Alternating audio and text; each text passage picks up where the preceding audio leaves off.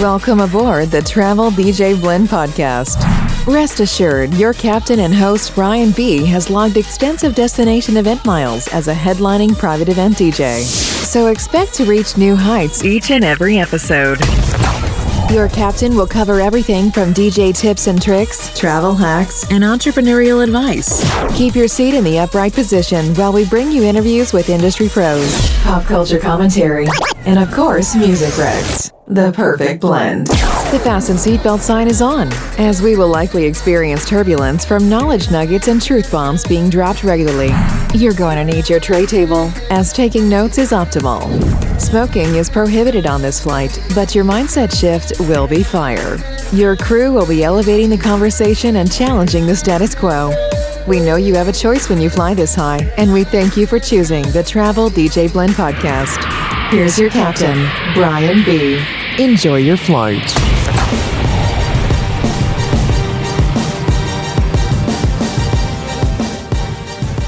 Well, hello everybody. Welcome to the Travel DJ Blend. I'm Brian B., your host, your captain, taking you on another ride. If this is your first time, I'm honored that you're giving this a shot. To give you first-timers some context as to what to expect on this podcast, there are 3 areas of focus that I cover within the episodes I release. The first is 301 business strategies. So if you're looking for that, great place to be. One-of-a-kind music finds. That'll be on my next episode. And then third, travel hacks. As a full-time destination event DJ, there's a lot of things I've learned over the years that I'd like to share, and it's constantly evolving. So maybe the title of this episode grabbed you today. If you didn't see it, I've entitled this episode Working with Billionaires. I should have probably titled it Lessons I've Learned from Working with Billionaires, but I first want to say right off the bat, this is not a flex episode. This is a teaching episode. I've been fortunate over the last couple of years to really punch up in the sense of the net worth of clientele that I'm attracting and working with. And by no means am I making a generalization about a certain class of people, but I have noticed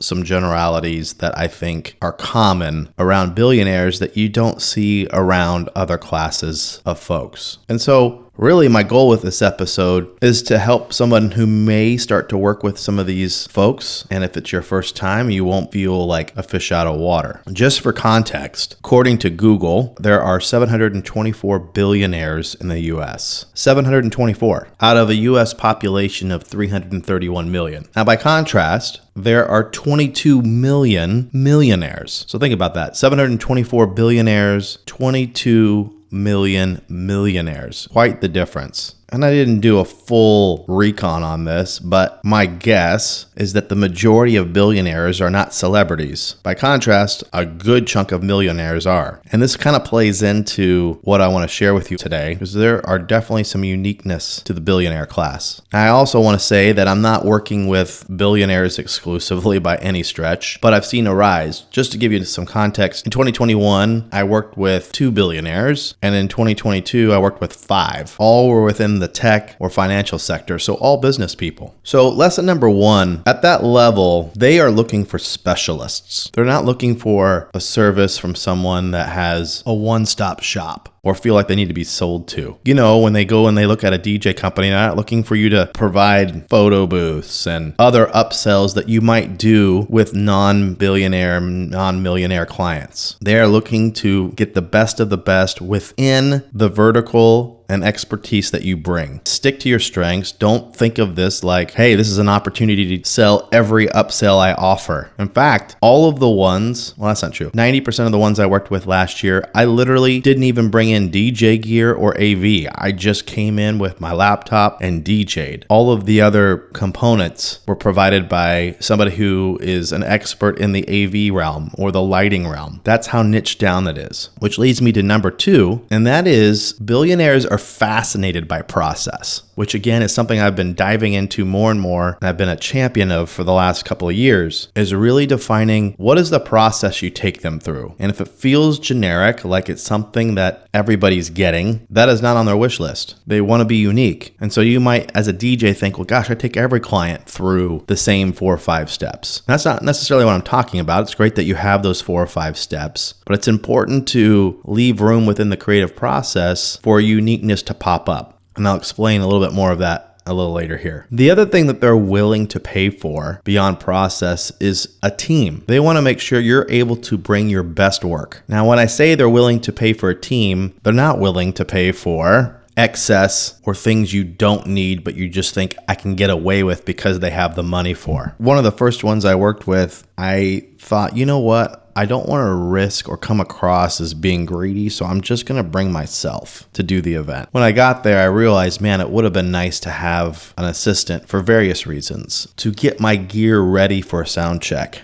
to help me tear down my gear after the event. And I'm not talking about a roadie. Literally, this could be just putting my laptop in my bag. But what that allows me to do is to converse with the client or their friends or even other creative partners where those connections are once in a lifetime in a lot of cases, instead of being bogged down with the minutia of making sure my laptop doesn't get taken away or whatever the case may be. And so after the first one, I learned I always need to bring an assistant to these, at least one. And I was looking at the other teams and like the videography and photography team, each of these were like 5 to 6 people deep, which usually at most events you might get 2, maybe 3. And so in talking to those principals of the businesses, they said that they couldn't risk not getting the one shot that's needed, the money shot, right? Whether that's photography or videography. And they felt like having that much coverage was necessary. And I realized I was shortchanging myself because beyond just the setup and tear down of gear, it might be, hey, I need someone to grab me some water. I might need them to communicate something to the client or the planner or whatever the case may be. And the last thing I want is a song to run out or something like that if I got to use the restroom or whatever the case may be. At least one assistant, even if you think you can handle it by yourself, is warranted to not make it come across as if you, and by association, your client has skimped on anything. And so this goes to my next lesson, which kind of alluded to here at the beginning of this last one, which is they're not looking to get taken advantage of. They got there for a certain reason, and they are going to nitpick every little thing in a good way. And so what I always like to say is what you're paying me and what you're getting is nothing less or nothing more than what I need to do my best work. It's a line that I've used a lot, and I would encourage you to think about that. Even if they're not in the billionaire or millionaire class, I still think it's a great line and a credo to live by. Another characteristic about these billionaires that I've learned is that they are super generous, more so than any other class of people. Whereas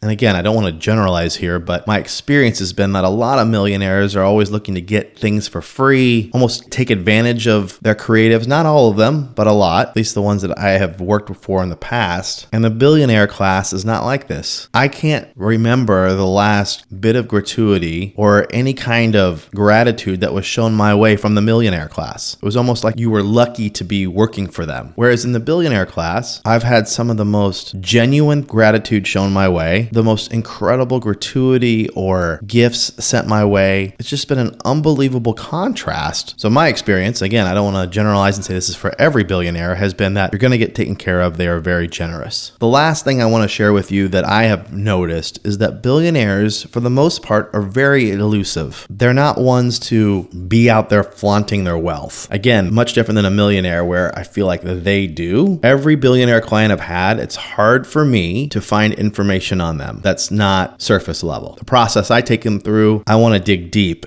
And they're not on social. They're not putting out their life necessarily, their intimate details of their life out in the ether. So it requires you to really get creative and getting to know who they are. And part of my process is that. It's getting to know who these people are. And it's a huge part of what I'm bringing to the table is telling their story through music. And if I can't get to know who they are as people, it doesn't work. So I've had to work harder than with any other clientele for them to kind of tear down the walls and share this mutual trust that this is going to work out for them and for me to be able to deliver the best work I can. So those are some thoughts on characteristics of billionaires. If you ever get a chance to work with some of those, I wish I would have known these things previous instead of having to learn on the fly. Hey, private event DJs, are you still planning your clients' events with a Google Doc or a Spotify playlist? If so, let me help you out.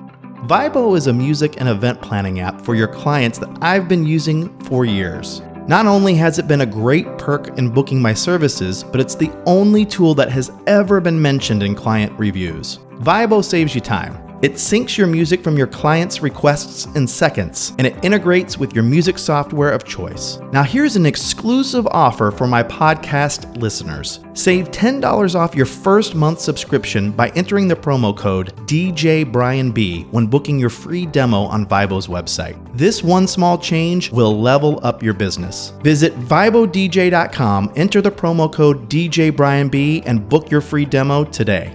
The other thing I wanted to touch on is how most of the creatives and vendors work on these types of events. The first thing is, because there's so few of them, a lot of the same planners and creatives work with these same folks more often than not. I'm going to touch on that at the end of this here, but I say that to say a planner working at this level probably does 6 to 10 weddings a year. And even if they only work exclusively with billionaires, every planner that I've worked with, there's a heightened awareness that they have to bring their best. Not that they don't do that with every client, but it's very evident, not only for the planner who may be working with this level of clientele all the time, but all of the creatives on the project. Everybody comes in with their A game. Nobody is leaving anything to chance. There's like an extra level of weight and detail that people are putting into these events. And just full transparency and vulnerability here, with that extra weight and pressure, there's also a temptation to overcompensate. That is, not do what you do, but try to flex in the sense of working outside of your skill set of what you've been hired for. Just to ground this a little bit more, one of the clients I was working with, I was second and third guessing everything that I had put together for this client. Like, was it enough? So I started going outside of my lane for a quick second musically, just trying to be even more unique, even more different. And what I realized is that I need to lean into my experience, lean into what I know will work, and not try to get way outside of the expertise that I bring. They've hired you for a reason. Lean into what you do. And that's also going to help you too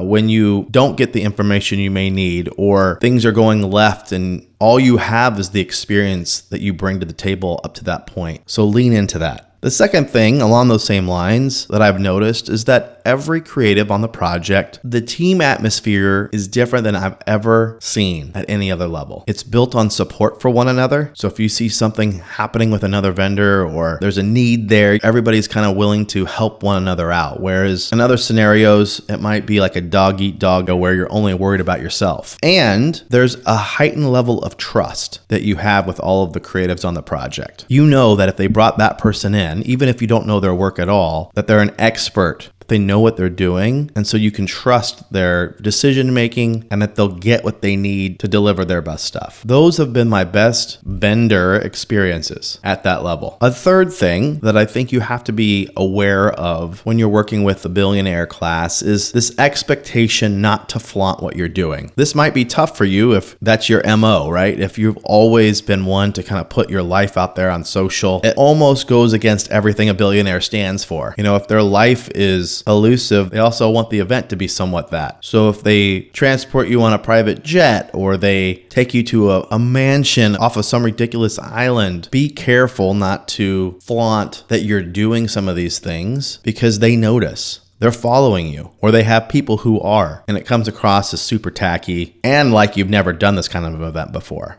And maybe that's the case, but you never want to give off that you are a total rookie in that regard and don't understand protocol and couth. Hey DJs, real quick, Brian B here with a tip. One of the hottest DJ music pools right now is Heavy Hits. Are you familiar with it? You need to be.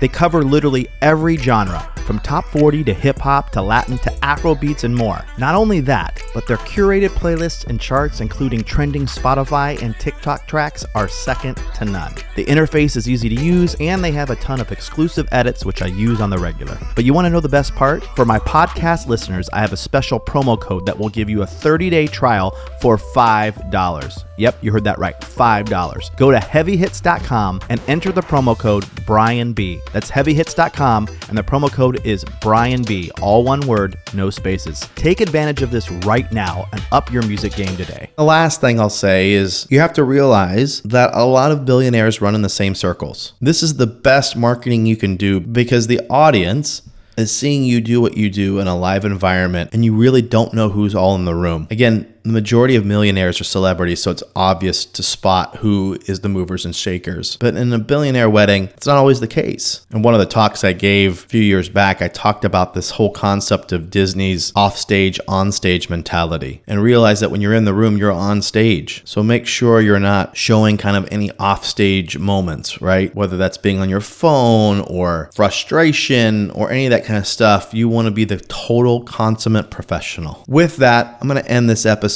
I hope this has been helpful. Again, this was not a flex episode, but more or less a teaching, learning episode that I hope, if you get the opportunity to work with somebody at that financial level, that these little things will be helpful. By the way, before I sign off, it'd be remiss of me not to mention that on my premium podcast content part of my website, I drop bonus episodes, and I'm going to start sharing reflections of certain weddings where I can get super candid about the wedding in a private setting that I couldn't do on a public setting. So if you want to hear some more about these types of weddings and some of the things I've gone through, please check those bonus episodes out. You can access them by becoming a member of my premium content podcast community. Just go to thetraveldjblend.com, click on premium content, and the next couple of bonus episodes, this is what I'm covering. And with that, I'll see you on the next one.